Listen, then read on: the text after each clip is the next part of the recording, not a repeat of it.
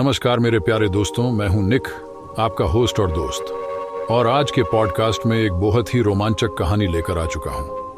आप ये कहानी कहां से सुन रहे हैं हमें कमेंट में बताएं। आज की कहानी शेरू की है, जो एक 28 वर्षीय युवक था जो दिल्ली के एक पुराने अपार्टमेंट में रहता था। वह एक छोटी सी कंपनी में काम करता था और अपनी रोजमर्रा की दिनचर्या में व्यस्त रहता था। उसकी दिनचर्या बिल्कुल सामान्य थी। सुबह उठना, ऑफिस जाना, काम खत्म करके वापस आना और फिर कुछ वक्त टीवी या दोस्तों के साथ बिताना। लेकिन उसकी जिंदगी में एक ऐसी घटना घटी जिसने उसे हमेशा के लिए बदल दिया। यह घटना एक रविवार की रात की थी, जब शेरू ऑफिस में कुछ जरूरी कामों के कारण देर से काम खत्म करके घर लौट रहा था। सड़कों पर हलचल कम थी और ठंडी हवा का एक झोंका उसके चेहरे से टकरा रहा था। उसने टैक्सी ली और अपार्टमेंट की ओर बढ़ा। वहां से थोड़ी दूरी पर उसका अपार्टमेंट था और जैसे ही वह बिल्डिंग के गेट के पास पहुंचा, उसने महसूस किया कि आसपास का माहौल कुछ अलग सा लग रहा था। बिल्डिंग के गेट के पास का सन्नाटा उसे थोड़ा खौफनाक लगा, जैसे कोई अजीब सी शक्ति वहां मौजूद हो। लेकिन उसने इसे नजरअंदाज किया और लिफ्ट की तरफ बढ़ा। वह लिफ्ट के पास खड़ा हुआ और बटन दबाया। लिफ्ट का दरवाजा खुला और शेरू बिना किसी शक के अंदर घुस गया। जैसे ही लिफ्ट ऊपर जाने लगी, उसने महसूस किया कि लिफ्ट की रोशनी हल्की सी मध्यम हो गई थी। उसे यह थोड़ा अजीब लगा, लेकिन उसने इसे भी नजरअंदाज कर दिया। उसने सोचा शायद लाइट का बल्ब खराब हो गया हो।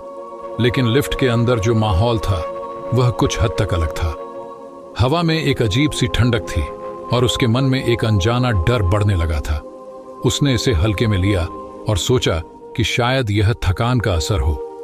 लेकिन जैसे ही लिफ्ट तीसरी मंजिल पर पहुंची, अचानक से लिफ्ट रुक गई। शेरू ने फिर से बटन दबाया, लेकिन कोई फर्क नहीं पड़ा। उसे लगा कि शायद लिफ्ट में कोई तकनीकी समस्या हो और वह थोड़ा घबराया हुआ महसूस करने लगा।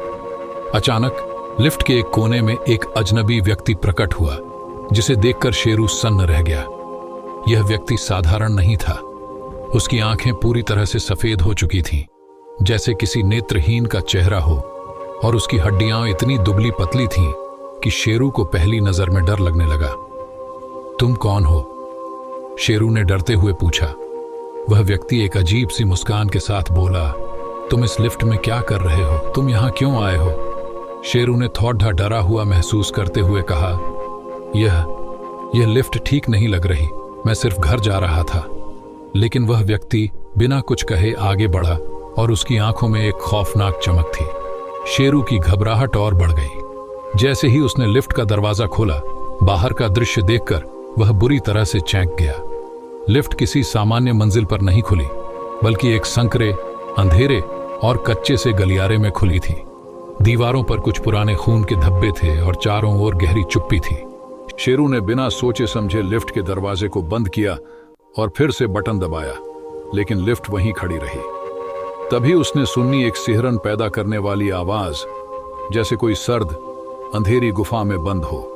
वह आवाज धीरे धीरे तेज होती गई और अचानक से लिफ्ट में एक डरावना ठंडक का झोंका आया। शेरू की नसों में डर दौड़ने लगा और उसने तेजी से लिफ्ट के दरवाजे खोलने की कोशिश की, लेकिन दरवाजे न तो खुल रहे थे और न ही कोई आवाज सुनाई दे रही थी।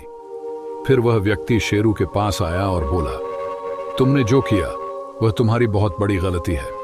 तुम मेरी शांति भंग करने की कोशिश कर रहे हो।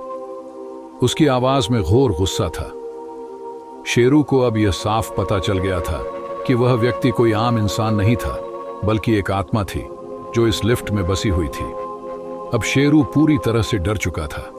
वह समझने लगा था कि उसे इस लिफ्ट से बाहर निकलने के लिए कुछ करना होगा, वरना वह कभी बाहर नहीं जा पाएगा।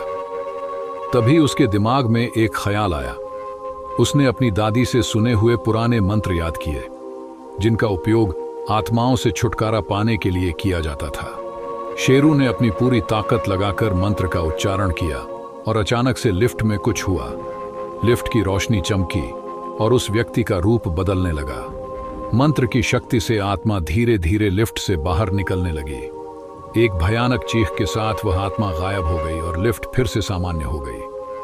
शेरू पूरी तरह से थका हुआ, पसीने से लथपथ लिफ्ट से बाहर निकला।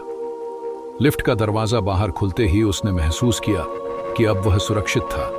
लेकिन उस रात की घटना उसके दिमाग में हमेशा के लिए बनी रही। शेरू ने उस रात के बाद कभी लिफ्ट में सफर नहीं किया।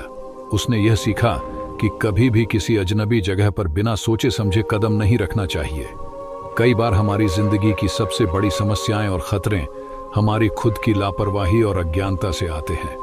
उसी तरह शेरू ने यह भी समझा कि आत्माओं और अलौकिक शक्तियों के साथ खेलने का परिणाम हमेशा बुरा होता है। दोस्तों, शेरू की कहानी हमें यह सिखाती है कि हमें अपनी जिंदगी में हर कदम सोच समझकर उठाना चाहिए। किसी भी अज्ञात शक्ति या स्थान के साथ बिना पूरी जानकारी के संपर्क में आना खतरनाक हो सकता है।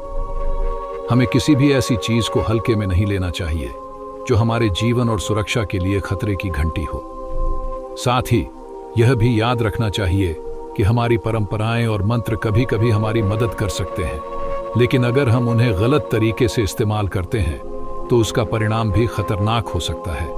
मिलते हैं दोस्तों एक नई कहानी के साथ। ऐसी ही रोमांचक कहानियां सुनने के लिए चैनल को सब्सक्राइब करना ना भूलें।